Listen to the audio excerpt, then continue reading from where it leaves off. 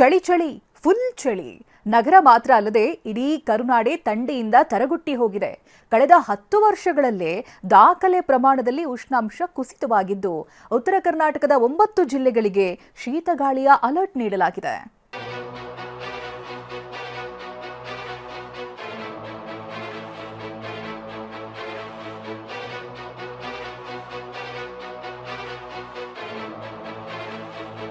ಹೊರಗೆ ಕಾಲಿಡೋಕ್ಕೂ ಆಗ್ತಿಲ್ಲ, ಮನೆಯೊಳಗೆ ಕೂರೋಕ್ಕೂ ಆಗ್ತಿಲ್ಲ. ಟೋಪಿ, ಸ್ವೆಟರ್, ಉಣ್ಣೆ ಬಟ್ಟೆ ಇಲ್ಲದೆ ಒಂದೆಜ್ಜೆಯೂ ನಡೆಯಲು ಸಾಧ್ಯ ಆಗ್ತಿಲ್ಲ. ಇದಕ್ಕೆ ಕಾರಣವೇ ಶೀತಗಾಳಿ. ಉತ್ತರ ಕರ್ನಾಟಕದಲ್ಲಿ ಶೀತಗಾಳಿ ಬೀಸುತ್ತಿದ್ದು ಕಳೆದ 10 ವರ್ಷದಲ್ಲೇ ಕನಿಷ್ಠ ಮಟ್ಟಕ್ಕೆ ತಾಪಮಾನ ಕುಸಿದಿದೆ. ಇಡೀ ಕರುನಾಡೆ ಗಡಗಡ ಅಂತ ನಡುಗುತ್ತಿದೆ.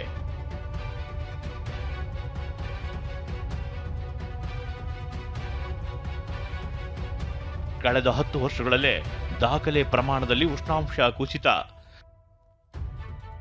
ಬೆಂಗಳೂರಿನಲ್ಲಿ 13 ಡಿಗ್ರಿ ತಾಪಮಾನ ದಾಖಲು. ರಾಜ್ಯ ರಾಜಧಾನಿ ಬೆಂಗಳೂರಿನ ಜನ ಕೂಡ ಚಳಿಗೆ ತತ್ತರಿಸಿದ್ದಾರೆ. ಬೆಂಗಳೂರಿನಲ್ಲಿ ಇಂದು ತಾಪಮಾನ 13.4ಕ್ಕೆ ಕುಸಿದಿತ್ತು. ಮುಂದಿನ 3 ದಿನ ಇಡೀ ರಾಜ್ಯದಲ್ಲಿ ಮೈ ಕೊರೆಯುವ ಚಳಿ ಇರಲಿದೆ ಅಂತ ಹವಾಮಾನ ಇಲಾಖೆ ಅಲರ್ಟ್ ಮಾಡಿದೆ.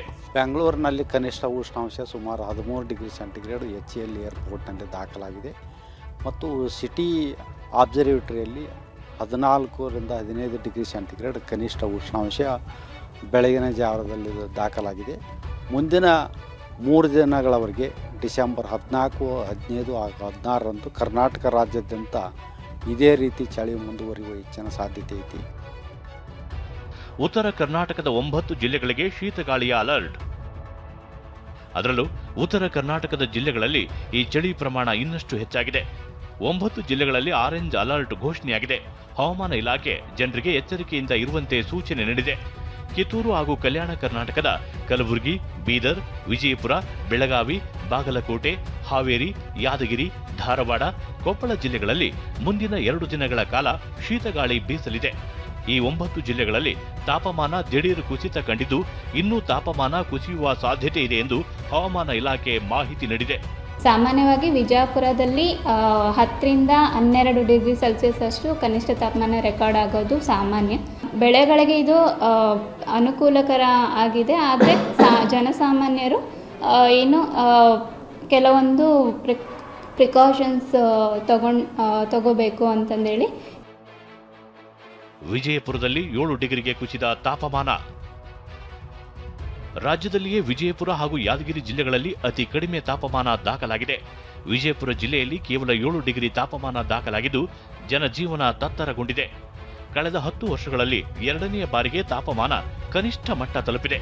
2023ರಲ್ಲಿ ವಿಜಯಪುರದಲ್ಲಿ 6.5 ಡಿಗ್ರಿ ಸೆಲ್ಸಿಯಸ್ ತಾಪಮಾನ ದಾಖಲಾಗಿತ್ತು. ಈಗ 7 ಡಿಗ್ರಿ ಸೆಲ್ಸಿಯಸ್ ತಾಪಮಾನ ದಾಖಲಾಗಿದೆ. ಇನ್ನು 2 ದಿನಗಳ ಕಾಲ ಶೀತಗಾಳಿ ಬೀಸಲಿದ್ದು ತಾಪಮಾನ 6 ಡಿಗ್ರಿಗೆ ಕುಸಿಯುವ ಸಾಧ್ಯತೆ ಇದೆ. ಅಷ್ಟಕ್ಕೂ ಇಂದು ಎಲ್ಲೆಲ್ಲಿ ಎಷ್ಟೆಷ್ಟು ಉಷ್ಣಾಂಶ ದಾಖಲಾಗಿತ್ತು ಅನ್ನೋದನ್ನು ನೋಡಿದರೆ ವಿಜಯಪುರದಲ್ಲಿ ರಾಜ್ಯದಲ್ಲೇ ಅತಿ ಕಡಿಮೆ ಅಂದ್ರೆ 7 ಡಿಗ್ರಿ ಉಷ್ಣಾಂಶ ದಾಖಲಾಗಿದ್ರೆ ಬೀದರ್ನಲ್ಲಿ 7.4ಕ್ಕೆ ತಾಪಮಾನ ಕುಸಿದಿತ್ತು. ಇನ್ನು ಹಾಸನದಲ್ಲಿ 8.7ರಷ್ಟು ಉಷ್ಣಾಂಶ ದಾಖಲಾಗಿದ್ದು ಶಿವಮೊಗ್ಗ ಜಿಲ್ಲೆಯ ಆಗುಂಬೆಯಲ್ಲಿ 9.3ರಷ್ಟು ತಾಪಮಾನ ಇತ್ತು. ಧಾರವಾಡದಲ್ಲಿ 9.5ರಷ್ಟು ಉಷ್ಣಾಂಶ ದಾಖಲಾಗಿದೆ. ಇನ್ನು ಬೆಂಗಳೂರಿನ ಅಂತಾರಾಷ್ಟ್ರೀಯ ವಿಮಾನ ನಿಲ್ದಾಣದಲ್ಲಿ 12.9ರಷ್ಟು ಉಷ್ಣಾಂಶ ದಾಖಲಾಗಿದೆ. ಹೀಗೆ ದಾಖಲೆ ಪ್ರಮಾಣದ ಚಳಿಗೆ ಇಡೀ ಕರ್ನಾಟಕವೇ ನಡುಗುತ್ತಿದೆ. ನಾಳೆ ನಾಡಿದ್ದು ಚಳಿ ಇನ್ನಷ್ಟು ಹೆಚ್ಚಾಗಲಿದ್ದು ಜನ ಎಚ್ಚರಿಕೆ ವಹಿಸಬೇಕಿದೆ. ಬೆಂಗಳೂರಿನಿಂದ ವಿನಯ್ ಕುಮಾರ್ ಜೊತೆ ಅಶೋಕ್ ಎಡಳ್ಳಿ, TV9 ವಿಜಯಪುರ.